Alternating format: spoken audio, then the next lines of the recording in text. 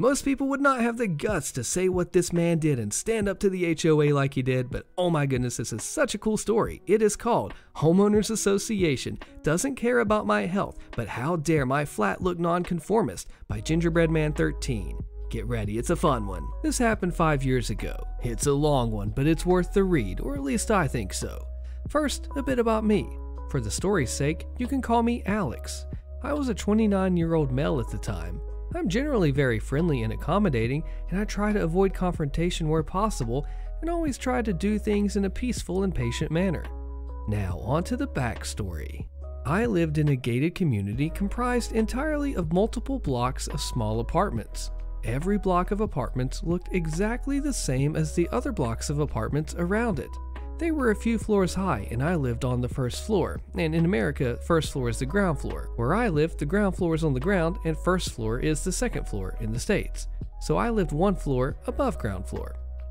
The Homeowners Association and estate management were extremely strict about any infringements regarding things that we weren't allowed to do, and would issue fines very quickly if you were in breach of the rules and didn't rectify it. For example, you were allowed to have furniture on your patio, but you weren't allowed to have any decor on your patio. I imagine it was because they wanted uniformity in the appearance of the blocks of flats. Also, no loud noise or music was allowed after 10 p.m. I personally agreed with the no loud noise thing. It was a quiet, peaceful community that frankly was very well managed, which is something I enjoyed about it. I didn't agree so much with that no decor thing. As a photographer and artist, personal expression is important to me, but I figured as long as I kept it tasteful and stylish and, well, mostly out of visible sight, they hopefully wouldn't have an issue with it. I'm a big fan of vintage motorbikes and had a few tasteful, or at least I thought they were tasteful, metal posters with classic bikes like Triumph, Bonnevilles, Indian Scouts, BSAs, Nortons, Ducatis, etc. up on one of the walls of my patio. They were at such an angle that meant they weren't easily visible from the rest of the complex, so I didn't think it would be an issue. Somehow, it was still spotted by the estate manager, but more on this later. I also had a few pot plants on the ledge of my balcony. No, that's plants in pots, not MJ, and again, we'll get to that later. You need to know about it for the rest of the story. My downstairs neighbor also used to smoke in her back garden. The ground floors had small gardens, and my balcony was directly above her garden. Her smoke would rise up and go through my open bedroom window or the large sliding door on my patio, which was usually open in summer, and then enter my flat. Since I don't smoke, this bothered me. The smell seeped into my furniture and bedding. Even my sleeping pillow smelled of smoke.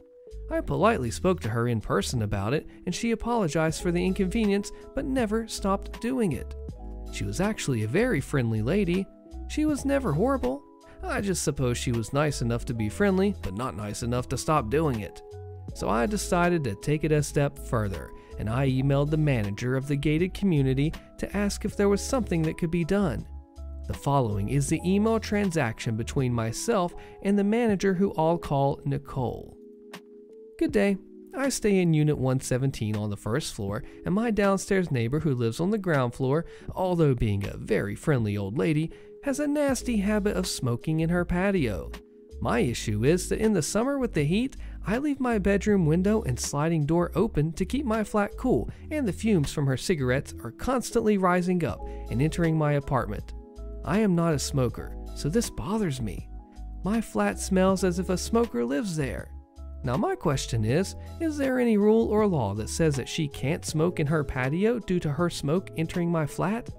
She knows her smoke bothers me and has apologized to me for it, but hasn't done anything about it. If she were to only smoke inside her flat or outside her front door, I'm sure the smoke wouldn't come into my flat nearly as much, since I never have my front door open. Thanks in advance. Regards, Alex. So she responded with, "Good morning, Alex. This is a very contentious issue, as this is her home and there is no law at the moment stating that you cannot smoke in your home. Regards, Nicole." I wasn't happy with that response, but I figured there was nothing more I could do about it, and I didn't want to bother making a big issue out of it, so I just forgot about it, and I moved on until about a year later, when the estate management picked up on 2 infringements by me. At this point, Nicole had resigned, and Stuart had replaced her. This is the email I got from Stuart. Good day. I trust that you are well. Please could you remove the pots from the wall as per the attached photo, as this is dangerous should they be knocked off and fall onto someone downstairs and in breach of the conduct rules. Furthermore, no items can be attached to the walls in the patio, and you are requested to remove the pictures as per the photo, as this is aesthetically displeasing. Your assistance is appreciated. Kind regards, Stuart, Estate Manager. After that email, I was now a bit upset, and I was determined to get my way in terms of my smoking downstairs neighbor. Cue my malicious compliance. Good day, Stuart. Hey, I'm very well. Thanks for asking. Absolutely, I will take the pictures down. Not a problem. We wouldn't want someone's vision to be irreparably damaged from the unsightly trauma that is my vintage bike picture collection. Though I must comment that I appreciate the very polite way my decor is described as aesthetically displeasing, as opposed to what that actually means. Dang, that's ugly. It's probably more of a colloquial translation. My feelings might have been hurt otherwise. I'm very relieved I didn't go into the profession of interior decorating, which a few people I know have said I should have done, since the sudden realization that my taste and style isn't what I once thought it was. It could have been a disaster career-wise. Alternatively, what if I were to replace the photos of the bikes with a nice family portrait of my parents? Granted, they aren't supermodels, but they're attractive to me, though I may be biased in that opinion since I care for them. So I'm hoping they're not too ugly. Oops, I mean aesthetically displeasing. If that fails, maybe a reproduction of the Mona Lisa would be sufficient to meet your high standards. Tourists travel across the globe and wait in line for hours just to see it for a few minutes. Would that be allowed? I won't even charge fellow tenants for looking at it when they're walking past my balcony. Obviously, I'm being a little ridiculous, and I don't mean to give you a hard time. You're just doing your job and enforcing some of the ridiculous rules that management come up with, like the communist-level restriction on personal expression and the freedom of choice to decorate and style our own property in a manner that we like. God forbid we show some individuality. Now that I think about it, the endless rows of identical-looking Soviet-era housing structures do have a nice seizure-inducing repetitive nature about them. While we're on the subject of decor, how is it that that plastic patio furniture is still allowed? Yes, it is patio furniture, which complex rules say are allowed on patios, but dang, that is painful to look at. You know what I mean, right? That cheap white plastic stuff one buys at the furniture section at those large bulk buying stores. I find it very aesthetically displeasing. Screw it. It's ugly. I don't like looking at it. It comes across as tacky. Can't they be scrapped as well? I'm going off topic again. The whole point of me bringing all this up is that a few months ago, I emailed asking about a complaint that I had. The complaint was that the lady who lives directly downstairs from me regularly smokes in her garden. And me, being the lover of oxygen that I am, I keep my windows and my patio door open for fresh air. And her smoke is constantly wafting into my apartment. Me being a non-smoker, I get quite annoyed. I asked if anything could be done about this, and I was told, it's her property and her patio. She can smoke on it if she wants to. I know that health legislation stipulates that smoking within a certain distance from a designated non-smoking area is illegal. If it's good enough for public spaces, shouldn't I have that same right in my own house? Granted, I don't have designated non-smoking area signs in my flat, but I'm the only one who lives there, so I already know there's no smoking allowed. I made the rule. It would be silly to put them up inside. Should I put them up outside on my patio instead so that others can see? Maybe they don't know that I don't like cigarette smoke. Actually, wait, I already know the answer to that. They're aesthetically displeasing. Forget that I mentioned it. So, to recap, what really gripes me is that when my neighbors smoke so close to my flat that I can practically smell what brand of cigarette she smokes, I'm told I can't do anything about it, even though it might affect my health, because it's her property and she can do what she likes on it. By that logic, she could host orgies on her lawn and I couldn't do anything about it so long as she kept the volume down after 10 p.m. But but I can't put up pictures on my patio because some people might not like the way they look, even though it is also my property and it would be nice if I could do with it as I wanted, provided it wasn't an eyesore. Since I take a lot of pride in my flat, I wouldn't call it an eyesore as I maintain it quite well, or at least I think so. If only a person's lungs and health were as important as other people's inability to mind their own business. So, what I really want to know is there any way that my neighbor could possibly just smoke inside her flat, or at least outside the front of her flat if she insists on smoking outside where the smoke won't come into my place as easily? I would accept that too. I'm not a completely unreasonable guy. I find her smoke nasally displeasing. I normally wouldn't make such a big deal about it, but I'm starting to feel that what I'm subjected to versus what others have to be subjected to, it's a bit unfair. Sorry to put all this on you, Stuart. I understand it's totally not your fault. I'll still take the pictures and the pot plants down immediately. Your assistance is appreciated. Kind regards, Alex, Unit 117. I sent that reply after 6 p.m. and I did not expect him to respond until the next morning. But half an hour later, I got a reply. My email, it must have made an impact. Hi Alex, thank you for your email. I thoroughly enjoyed reading it. I do understand your frustration and unfortunately, this is the reality of staying in such built-up complexes. I will address the issue of the smoking with your neighbor and will revert to you. Thank you for your assistance and understanding. Kind regards, Stuart. To me, well, that sounded positive, so Stuart deserved a pat on the back. I sent a short reply. Hey, thanks Stuart, much appreciated. You're a top-notch guy. By now, it was after 8 p.m. I'm sure someone with a 9-to-5 desk job like Stuart should have been at home and clocked out, but he was still replying to me. Hi, Alex. I have confirmed that smoking is only allowed inside the unit, or at least 5 meters from a public place, such as your balcony. I will confirm the neighbor's unit number in the morning, unless you can advise offhand, and will address her on the smoking issue. Kind regards, Stuart. I was over the moon. I ran downstairs to see what her unit number was and ran back upstairs to reply. Stuart, you've gone from being a top-notch guy to being a legend. Thanks so much. Her unit is 107. I was worried the outcome wouldn't be great and would have to accidentally bump into my pots while taking my pictures down while she was conveniently smoking in just the right position. It would be a tragic accident, of course. I'm sorry, some smoke got into my lungs.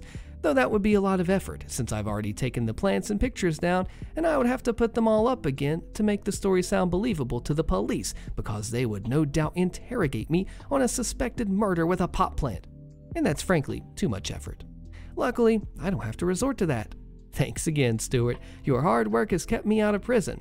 It's late. You can email her in the morning. Go home and have a beer. You've earned it. P.S. In all seriousness, though, I'm totally kidding about the pot plant thing, and if the lady downstairs were to peg it in the near future, it would be completely coincidental and nothing to do with me, and I'd appreciate it if you forgot you ever spoke to me. This would be terrible evidence against me in court.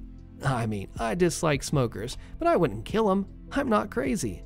Regards, Alex. Sadly, that was the last I would hear from Stuart. Our correspondence stopped after that.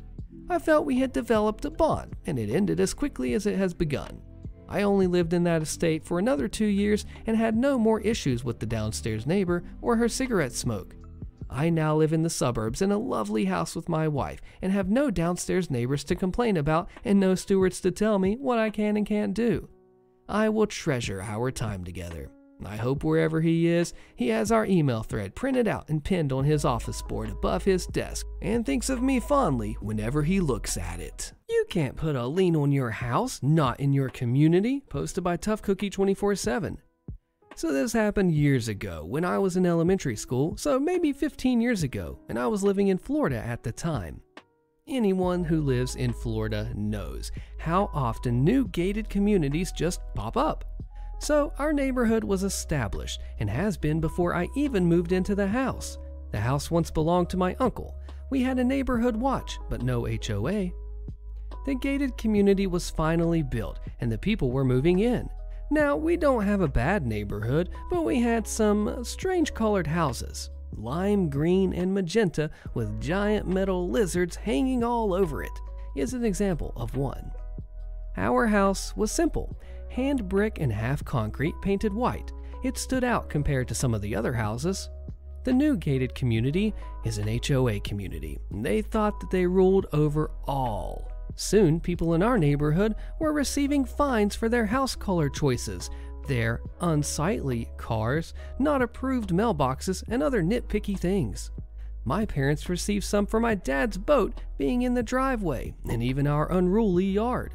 We had a bougainvillea, which is vines, and which grows like crazy, and we were constantly trimming it. And we even got a fine for our fence. The old fence was chain link and the new fence was a wooden privacy fence. Don't ask why we had two different fences. My uncle only fenced in part of the house. It was still good fence, so my dad didn't want to rip it out. Well, my mom and dad would just pitch anything they saw coming from that gated community as they had fancy stationery. This went on for maybe 4 or 5 months.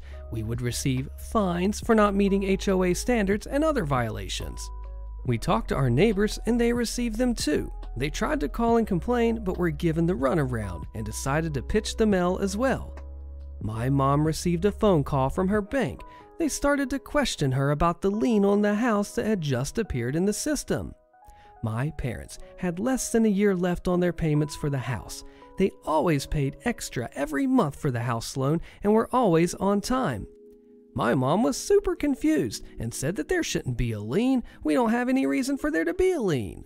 Turns out the gated community filed liens on almost every house in my neighborhood. My mom told the bank the situation and called a lawyer. I'm not sure what all happened, but I know a lot of the members of that HOA faced felony fraud charges, and it was just a huge mess with a pretty big lawsuit against the HOA board. We were able to pay off the house after the lawsuit. We even had a big celebration on one of the roads, a huge cookout, and we met people that we didn't know before. I even made new friends with some kids that I didn't even know existed. People moved out of the gated community due to bad press, and a lot of the houses stood empty for a long time. When I moved away, there were still a lot of houses empty, and it was like a ghost town. Last I heard, the name of the community changed, and the houses were being filled up. So I guess the lesson is, leave our bright houses alone and mind your own business. Nothing like a crooked HOA that tries to break the law get taken down with fraud. Late uncle's water bill through the HOA, posted by Monkey Basketball. My uncle passed away a little over a year ago. He lives in an area where the HOA either owns or controls the water pump for the surrounding area. I do not live in the state he resided in, and I haven't heard of this type of situation, but I imagine it's the norm in some communities. After he passed away, we discovered that, while his water was still running, he had racked up a $20,000 water bill. The water bill is coming to us now, since his death, with hefty interest, fines added on, all to be collected by the HOA itself. My dad, who is the sole heir of the property, has suggested a compromise to pay a quarter of what is owed. The HOA said they would convene to discuss. The group did come together and meet, and my dad was not present as he also lives across the country. They informed him after the fact that he was indeed responsible for the entire sum of the bill, plus the fees, which are still in hundreds of dollars in addition to the outstanding bill every month.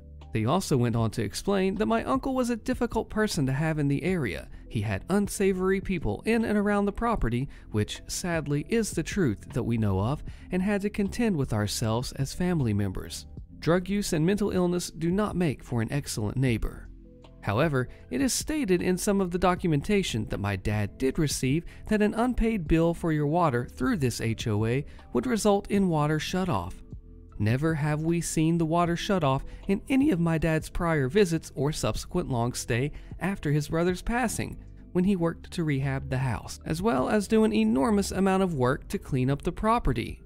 This in addition to preparing it for sale to a great prospective buyer who is quite literally waiting in the wings to purchase the home and property.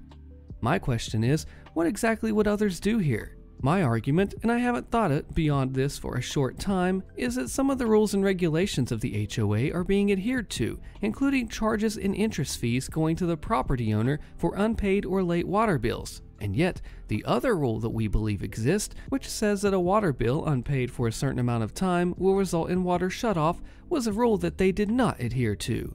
In my mind, you cannot have it both ways. Not since my uncle's passing have there been any questionable visitors or tenants at the property, and it has been improved enormously. My dad is a sober veteran in his 70s who worked tirelessly for months with my brother and family friend to clean up the property and begin house renovations. There is a well-qualified buyer who owns the neighboring property waiting to complete this sale, finishing renovating the home and moving in with his family. And my dad, who hasn't even grieved his twin brother's death after being handed this mess, is really struggling. This is, by far and away, the largest reason the sale is at a standstill. Any ideas? HOA secrets exposed, tax evasion, fraud, and extortion, how I uncovered it. Find all the answers by clicking on the video on your screen. You don't want to miss this one, and I'll see you there.